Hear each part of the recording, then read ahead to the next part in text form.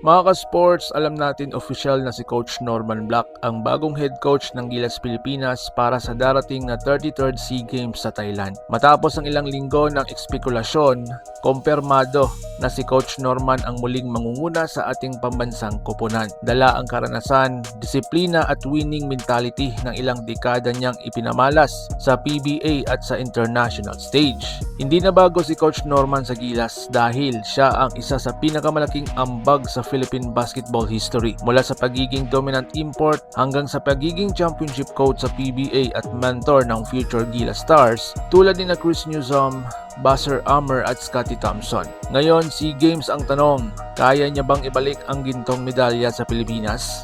Bago natin sagutin yan, kilalanin muna natin ng mas malalim ang buhay, karera at pamana ni Coach Norman Black. Kung trip mo po ang ganitong content, paiwan ng follow at pa-subscribe na din. Tara, simulan na natin. Si Norman Augustus Black ay ipinanganak noong November 12, 1957 sa Baltimore, Maryland, USA. Lumaki siyang mahilig sa sports, lalo na po sa basketball, at naglaro sa St. Joseph University sa Philadelphia kung saan naging star player ng kanilang college team. Pagkatapos ng kanyang kolehiyo, naglaro siya sa NBA para sa Detroit Pistons at Washington Bullets noong 1980s. Pero ang tunay na kwento ng kanyang kasikatan ay nagsimula po dito sa Pilipinas. Taong 1981 dumating sa PBA si Norman Black bilang import ng Tiflin Polyesters. Hindi nagtagal, nakilala siya bilang isa sa pinaka-mapanganib na import sa kasaysayan ng liga. Isang all-around player na kayang mag-score, mag-rebound at magpasa. Sa loob ng kanyang PBA playing career, nanalo siya ng 10 Best Import Awards record na halos hindi pa rin nalalampasan hanggang ngayon. At bilang import, pinangunahan niya ang San Miguel Beerman sa maraming championships, kabilang ang Grand Slam noong 1989 bilang player coach na isang napakabihirang tagumpay. Pagkatapos ng kanyang playing career, naging full-time coach si Norman Black. Una siyang naging head coach ng San Miguel Beerman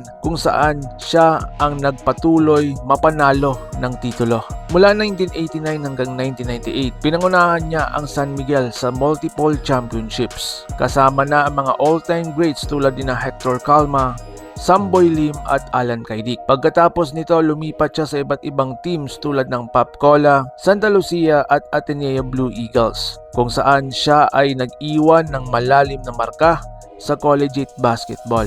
Taong 2004, kinuha siya ng Ateneo bilang head coach. Dito niya muling ipinakita ang kanyang galing sa pagbuo ng team chemistry at disiplina. Sa ilalim ni Coach Norman, nanalo ang Ateneo ng 5 sunod-sunod na UAAP Finals appearances at 3 sunod na championships mula noong 2008 hanggang 2010. Sa ilalim ng kanyang guidance, umusbong po ang future PBA at Gilas stars tulad ni Chris Chu, Jaffer Rabena at Ryan Buenafe. Kilala siya sa kanyang prinsipyo na kung saan discipline, defense, and teamwork, that's how you win, ayon pa kay Coach Norman. Bukod sa collegiate at PBA coaching, naging bahagi rin si Coach Norman ng Gilas Pilipinas program. Noong 2014, naging assistant coach siya ni Chot Reyes sa FIBA World Cup at tumulong sa paghahanda ng koponan laban sa mga malalakas na bansa tulad ng Greece, Croatia at Argentina. At sa mga susunod na taon, naging mentor siya ng Gilas Cadets at SEA Games teams, kung saan nakakuha ng gold medal ang Pilipinas sa ilalim ng kanyang guidance. Ang kanyang coaching system, napakasimple pero matatag, ay nagbibigay ng disiplina sa mga batang manlalaro habang hinuhubog sila sa international level. Mga ka-sports, ito ang mga ambag niya sa PBA at Gilas. Una, 10-time best import sa PBA. Pangalawa, multiple-time PBA champion coach. Pangatlo, Grand Slam champion noong 1989. Pang-apat, 3-time UAAP champion coach Ateneo. Pang-lima, SEA Games gold medal coach. At panghuli, mentor ng maraming Gilas player. Kaya mga ka-sports, walang duda si Coach Norman Black ay isa sa pinakamalaking haligi ng Philippine basketball.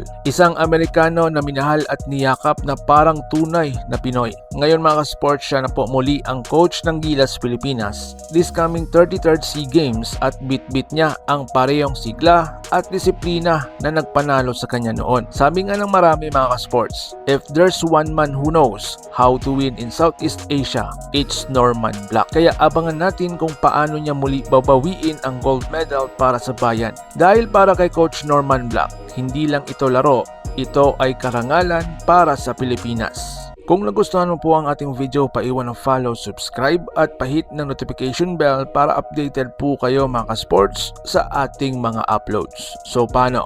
Ingat po kayo.